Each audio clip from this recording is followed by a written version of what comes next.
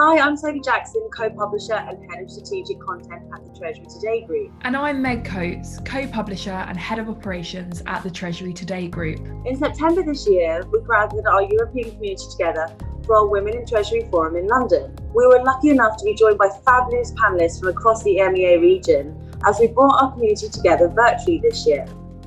For us, the importance of community and connectivity has only been compounded by the events of this year, and we're incredibly proud and thankful for the ways in which the Women in Treasury Network have remained engaged and actively supporting each other over the course of this year. The panel discussion featured speakers Tian Song, Helena Bernard, Diane Reyes and Kim Hochfeld, and provided a fantastic opportunity for everyone in the audience to express their views and put questions to our speakers. The new digital delivery event allowed the use of live polling and an interactive QA session, so attendees could truly enjoy an immersive experience with the panel discussing and responding to their views in real time. The online event presented a rare chance to hear about the career journeys of our inspirational speakers and be part of our well-established, lively and informative discussions. The way I see it, I interpret diversity, it's more of a culture. The way I see it has to do with the overall culture of inclusion, whether it's gender diversity, whether it's nationalities, whether it's age, whether the person is from Asia or from Europe. The inclusion and diversity, it's overall a cultural aspect, and I believe that diversity in the workplace, in the organization, everywhere is extremely critical to engagement, to collaboration and overall achievement of goals or objective, whether it's corporation, whether it's a non-profit organization, etc. We are frequently talking about equal opportunities, right, for hiring and promotions. And it's about gender, age, race, disability, religions, cultural background, etc. So I do see such equal opportunity employer brandings for most of the Fortune 500 companies, and even more, I can see some companies using diversity as the HR management KPI to manage functional leaders' performance. And I think those are good initiatives to boost diversity. However, as an individual, if I really think about it, I might actually feel bad if I was admitted to a privileged program or I was given a job promotion, not completely based on my achievement or my contribution, but because also I can help someone else, help the senior management team to check the box for promoting diversity in the company. So it's really a mixed feeling, and I've been making joke of myself that when I was hired for my prior role as a senior banking manager for Baker Hughes, one of the biggest contribution I might make to the team is I'm an East Asian female. So I know it's not necessarily true and it's just a joke, but sometimes people might think that way, right? So with my personal experience, what I really think diversity, true diversity means is that people from all cultural backgrounds are being equally and fairly evaluated based on capabilities, based on contributions, and people don't need to force diversity being used as a KPI to boost diversity. And that's really a true diversity where you naturally achieve an equal kind of an even distribution of people from different cultural backgrounds. Diversity is about creating an environment where everyone can be at their best. And the question is, how do we allow that to happen? From my perspective, I am a fan of targets. And there'll always be critics of targets. Some will say that the numbers are too low, and some will say the numbers are too high. And others will say we're just having targets and we won't hire qualified staff. But I don't believe in any of that. There's lots of talent in the world. And if you have a target, you know what you're shooting for and you know whether you're making progress towards your ambitions. But equally important, as a management team and as a company, we need to build diverse teams. And that means diversity of thought, which means blending the skill sets, the backgrounds, and the perspectives of different people. Once we create the right culture, I think results will follow. And an inclusive culture is the way to do this, where people can feel valued, and equally important, they can speak up. I've always been fortunate enough to be the diverse face around the table in my career. I've been a South African working abroad for my entire professional life. I've usually been one of the few women around the table in a typically male-dominated environment. And I've often been in the situation where I've been the sole Anglophone around a table of non-English speakers. What that's meant to me is that it's really challenged my own preconceptions of people, of how they make decisions, of their cultural norms and where they're coming from. It's something I think about all the time.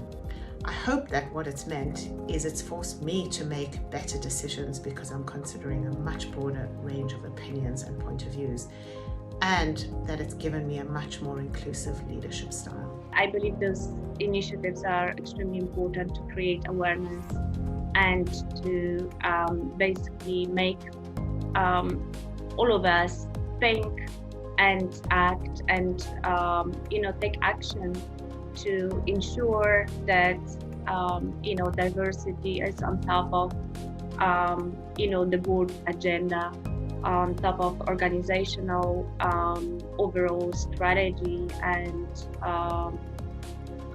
behavior, that it continues being part of. It's a culture, and there is more and more awareness, and more organizations are putting this topic on the top of their agenda. It's extremely important to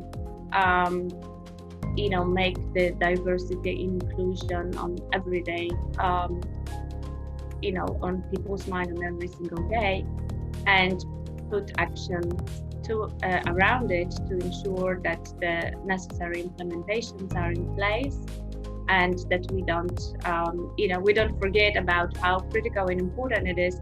And in particular, I would say during COVID, we have seen that a lot of work has been done to include women in the workplace and to have a gender balance. But based on the research I've been reading, it seems like women are particularly somewhat at disadvantage, having to leave the workplace to under the COVID condition to take care of the children or to of the team members that are not well, etc.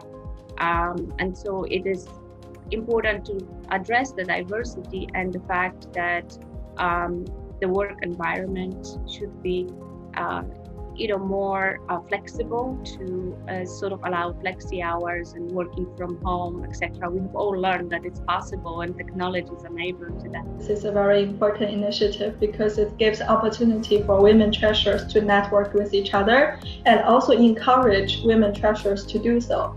My personal hypothesis has been that women in the treasury world has not been very outreaching in nature, meaning that probably the percentage of women who work in a treasury department, it's more than the percentage of women who will participate in an industrial event outside of our own company. And that might be driven by a lot of different factors beyond personality or gender. For example, a women treasurer is frequently also a mom or a wife who has to feed the family after work. So probably the preference is to go home after work.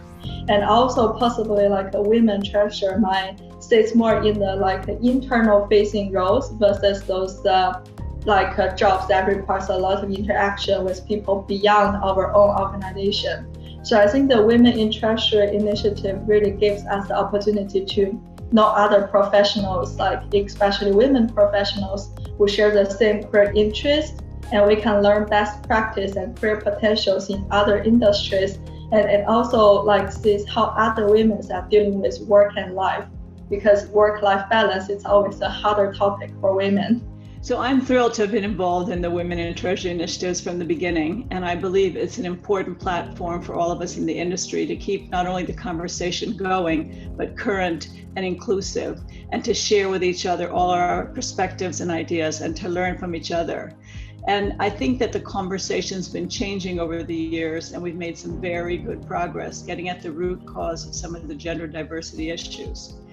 From my perspective, I'm looking forward to using these gender diversity perspectives and initiatives to address some of the newer initiatives around diversity and inclusion, particularly on the racism and our Black Lives Matter program. At SSGA, we believe gender diversity is a way to introduce diversity of thought as well as a varied set of skills and expertise in order to drive better decision making and create a more robust risk management framework. As asset stewards, SSGA has used its voice to drive change at a meaningful level along gender lines at the companies in which we invest. In 2017, we launched our Fearless Girl campaign, where we forced our portfolio companies to introduce a female member on their board if they didn't already have one. The campaign launched in the US, the UK and Australia, and has subsequently broadened out to include Europe, Canada, as well as Hong Kong and Singapore. Due to the events last year and the Black Lives Matter campaign, we have broadened our definition of diversity to include both racial and ethnic diversity as well, and have written to our portfolio companies to inquire as to their plans along these lines. It will be really interesting to watch the same change happen as we saw in the gender space over the coming years. In my company, we have great example of diversity. Our CEO, Mary Barron, she's a really an inspirational figure for me. Overall, the leadership style and how she represents the organization and the action that she takes, and the fact that she's extremely focused as well on the diversity and inclusion, and creates the environment and with various coaching programs being launched to support building, I would say, equity of. It's a technically equity for an organization to have a diverse team. She recognizes the fact that in order to achieve even the goals faster, a diverse team, it's an enabler to do so. My inspiration comes from my inner desire to grow, to be honest. It's not about becoming powerful or becoming rich. It's about learning something new and being skilled to solve a new problem every day. So my story is that I grew up in a small town in China. And at that time, the only life option I knew was to study really hard and score really high in the college entrance exam in China. And everybody is telling me that, saying that's the only way for me to get into a top university and then get a good job and good life afterwards. And I thought that's true at that time. So I made my effort. I studied really hard. And apparently now, if I look back, this is not the right opinion to think about. However, really, if you think about that time, I don't have other skills or knowledge or information on alternative life potentials.